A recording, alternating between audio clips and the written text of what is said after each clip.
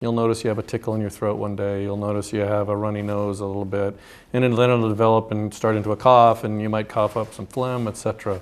So it's a more gradual onset, and it's usually associated with more respiratory symptoms, like with a stuffy nose or with a cough, than the flu is. It's different than a cold in that usually colds are only runny noses and coughs. Flu, you have a high fever and a lot of severe muscle aches, and that's kind of how you tell the difference. It's not like a cold that comes on gradually where you have a little bit of sniffle, a little bit of cough. It's something that starts very quickly for the most part and is associated mostly with fevers more than the cough and runny nose kind of thing. For the most part, you're going to feel really crummy for probably in the range of 3 to 5 days, and then you're going to feel fairly tired and weak for a week or so after that. It really takes a lot out of you, and that's also it's different than the cold.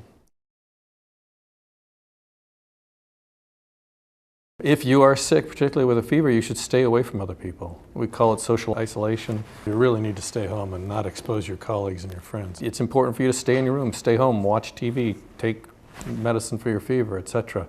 But don't go to school and don't go to church and don't go to the mall because you're going to risk spreading the disease to other people.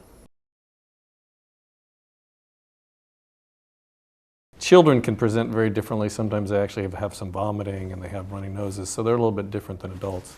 But for the most part in adults, it's an illness that has a very high fever, a lot of muscle aches, maybe a low-grade cough.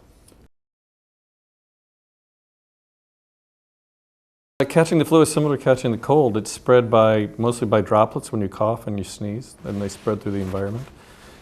Funny enough, the most common reason that people tend to catch those is they get it from their hands because their hands become contaminated and they can pass it on to other people through handshaking or sharing food or sharing glasses, etc. And so hand washing is really probably the most critical thing that you can do out of all the different things.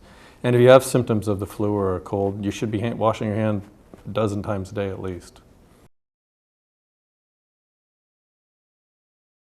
It's a smart little virus that gets in your nose and makes you sneeze and cough and spread it around. And so the best thing to do is cover your coughs, cover your sneezes, wash your hands frequently, and stay away from others as much as you can.